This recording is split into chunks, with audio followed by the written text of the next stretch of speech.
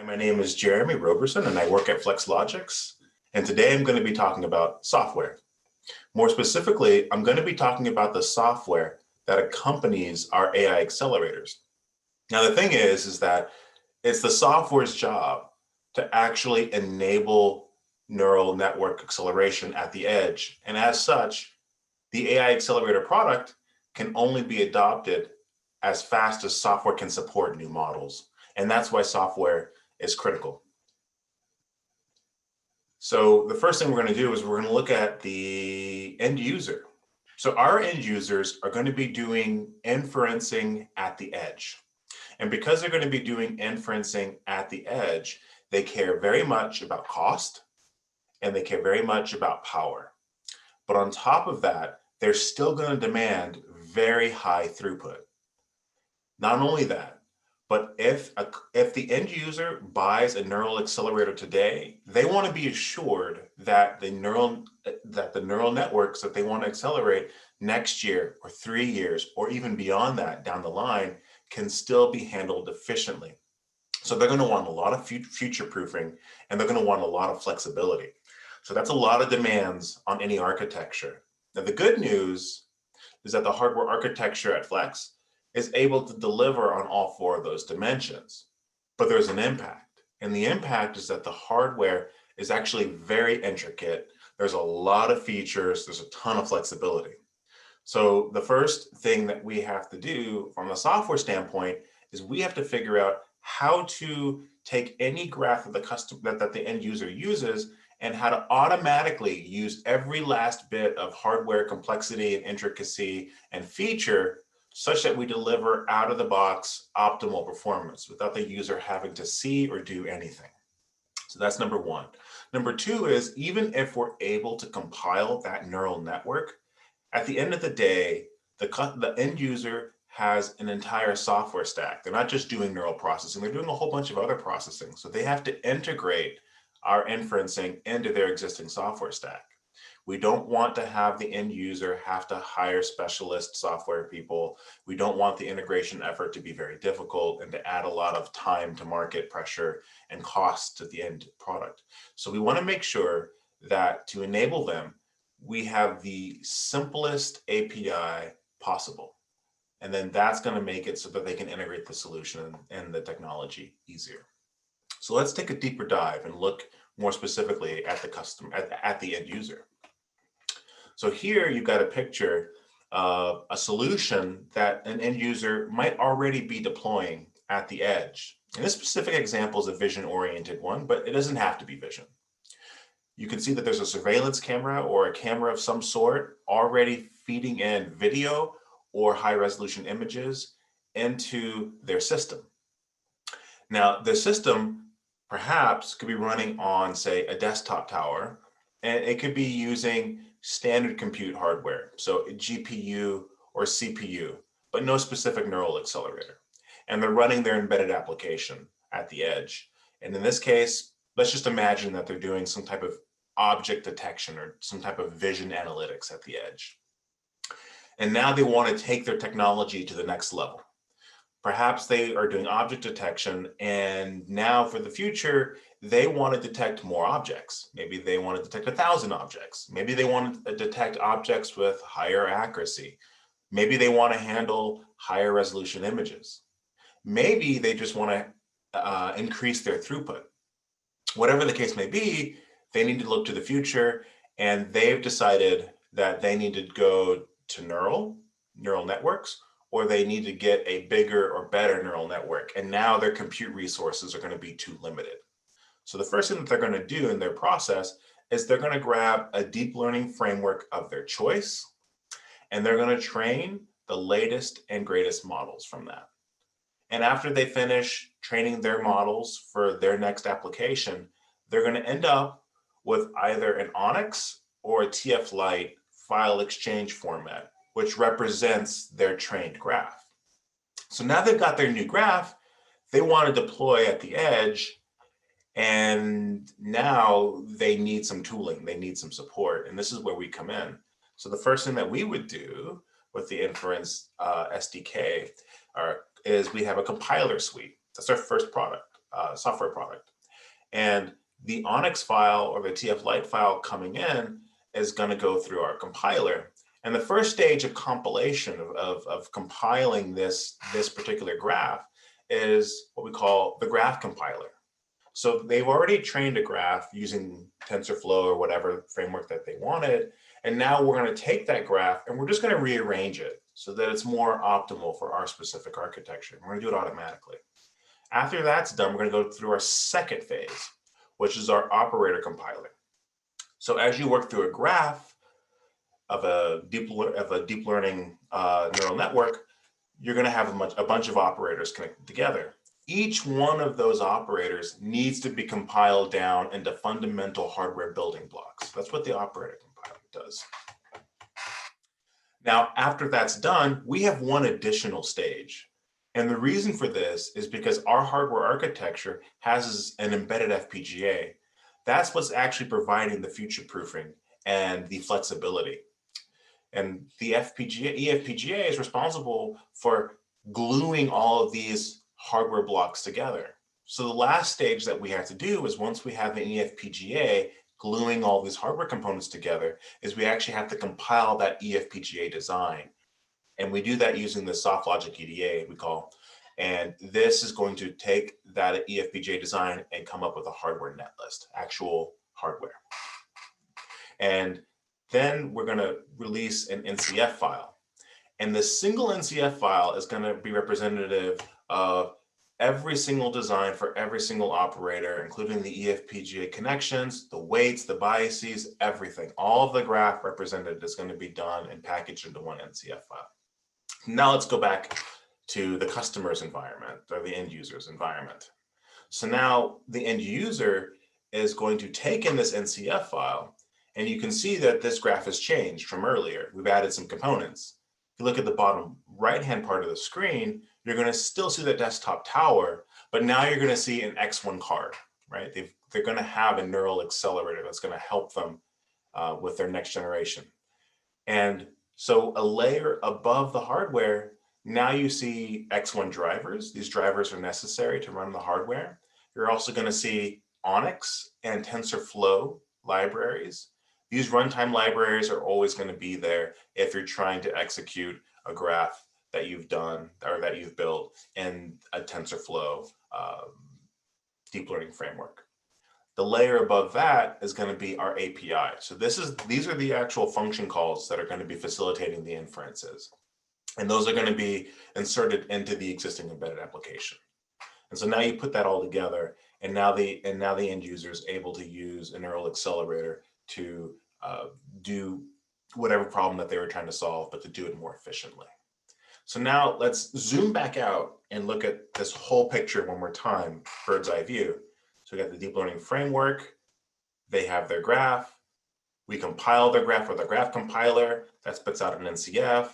They take our runtime libraries and our NCF file, and they make their next generation application. So that's the big picture. So now let's get into some more details and specifics. So if you look at the graph compiler or the compiler, the first stage is the graph compiler. So we're going to go into details on the graph compiler. Okay, so the graph compiler has multiple objectives, and it tries to add value on multiple fronts. Now in this cartoon, in this particular example, you see a convolution neural network that's got 3 operators on the left. It goes through the graph compiler, and then on the right, you have this intermediate representation graph. It still has 3 convolution operators, but as you can see, there's a lot more detail. And the reason that we've added more detail is because the graph compiler is really trying to accomplish 3 main things. The first thing it's trying to do is trying to maximize the overall inference speed, right? That's the name of the game. The second thing it's trying to do is it's accelerating bigger models. And I'll explain more what that means when we get to that section. And the last thing that it's doing is it's broadening the coverage of the neural networks that our solution can handle. So these are the 3 things. Let's dive in and look at the first one, which is maximizing inference speed. So if we go back in time, the architecture, the hardware architecture was actually designed way back when in order to handle the networks of today. And the way we did that is we looked at all the networks and we said, what kind of hardware hooks can we put in such that we can handle these networks really well?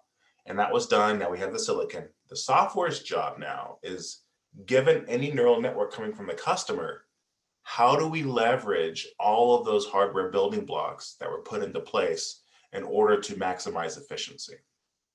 Well, there's 4 big pillars that we can do in order to achieve this goal of maximum inference speed. And the first one is memory.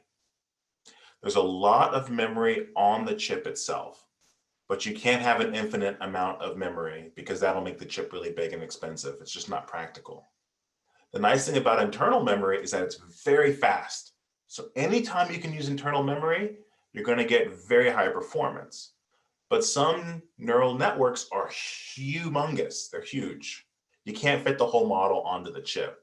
So sometimes you're going to have to do some processing using external memory. And so the first job of the graph compiler is to figure out, when can we leverage internal memory and when should we leverage external memory? And how do we do this in a way that's optimal? So that's the first thing. The second thing that it does is it can use this concept called direct fusion. And what is that? I've already said that a neural network is a collection of operators. And usually you have to run these operators one by one, sequentially. Well, each time you run an operator, there's some overhead associated with that. So one good way of minimizing that overhead is to do multiple operators together. So you only spend the overhead once, but you do 3 operations or 2 operations.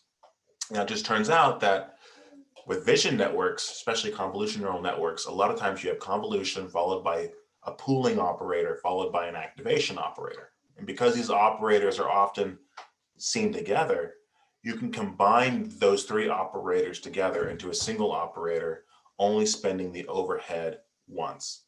And so that's what we call direct fusion. But we can go a step further than that. We can do something called deep fusion. And what deep fusion does is it's this. There's 2 big ways that a neural network can be bottlenecked or can be slow rather than optimal.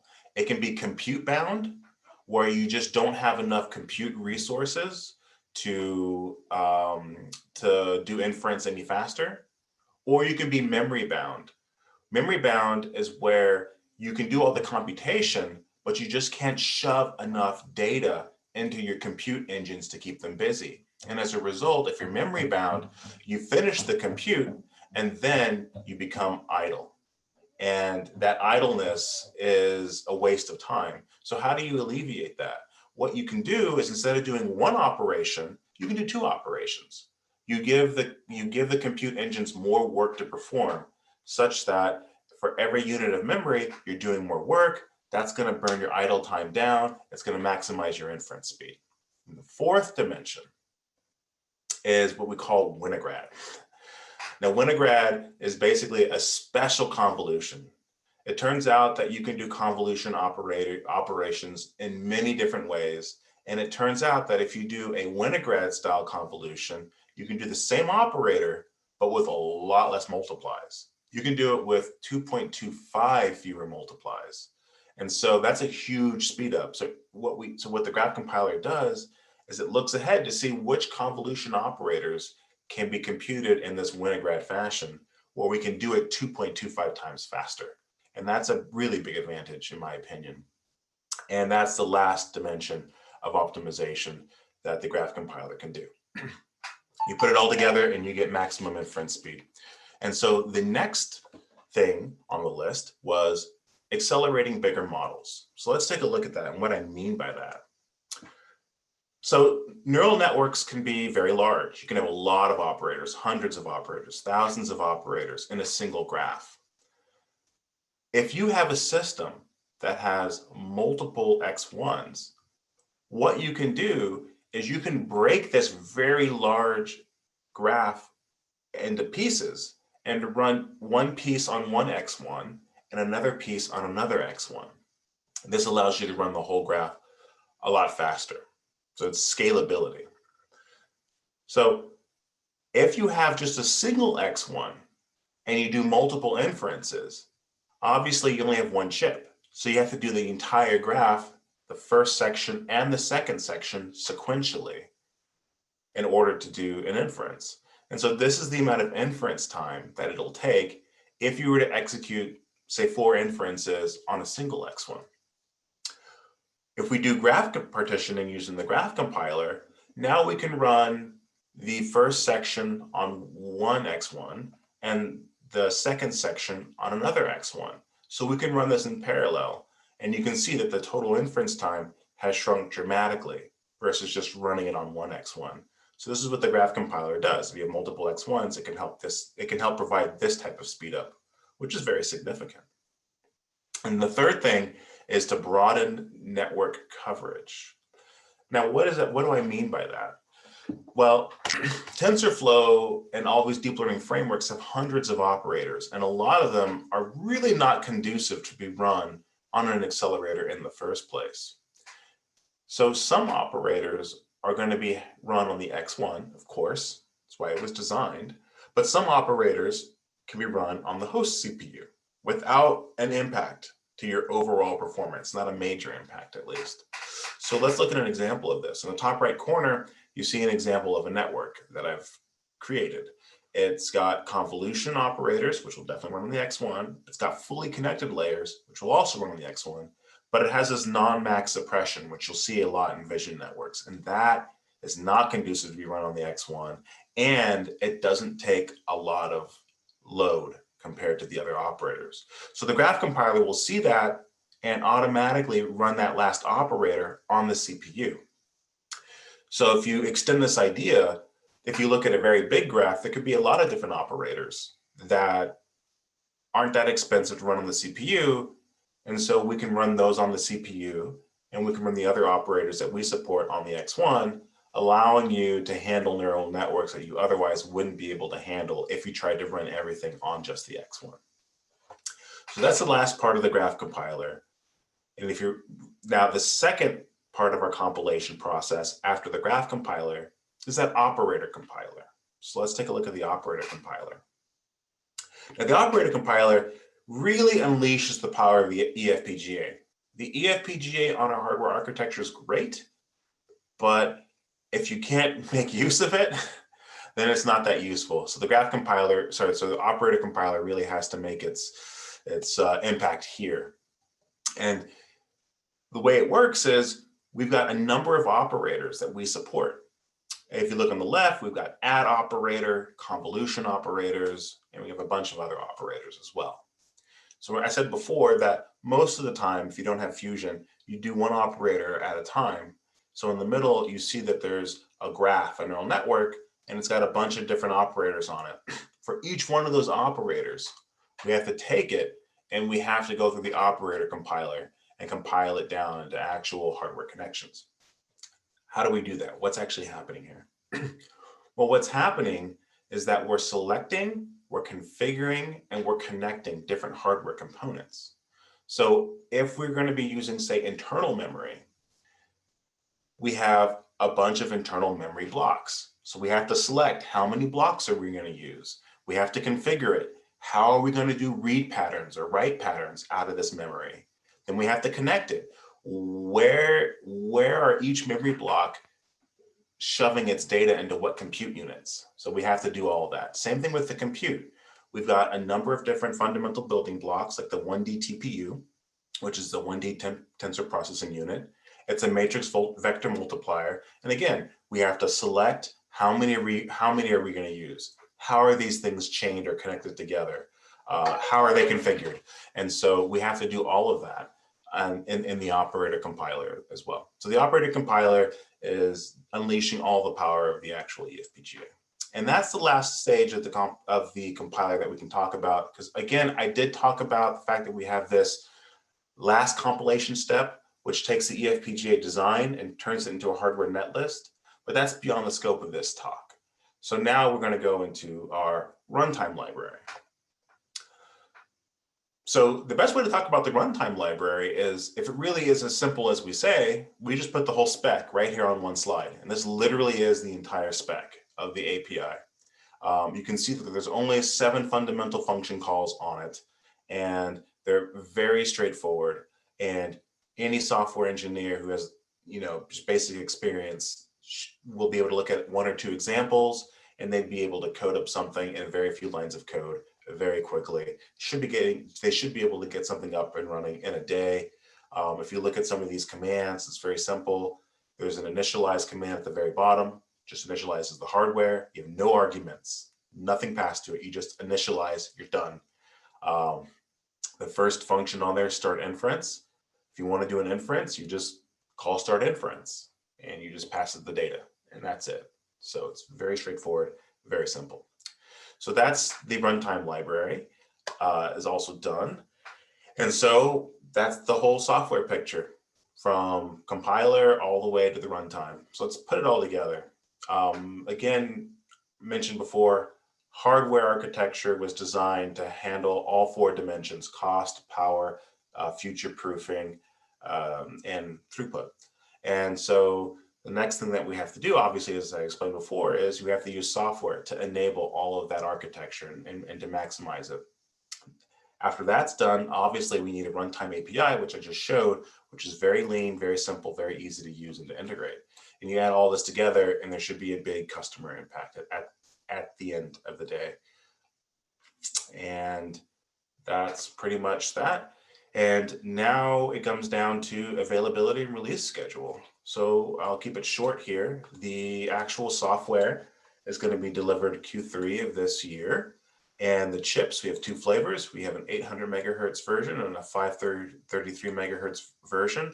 And the 533 is going to be sampling in the summer, and the 800 version is going to be sampling in Q3 and Q4 of this year.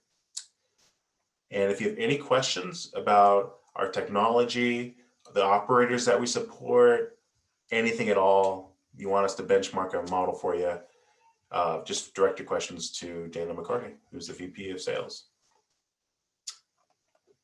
Thank you.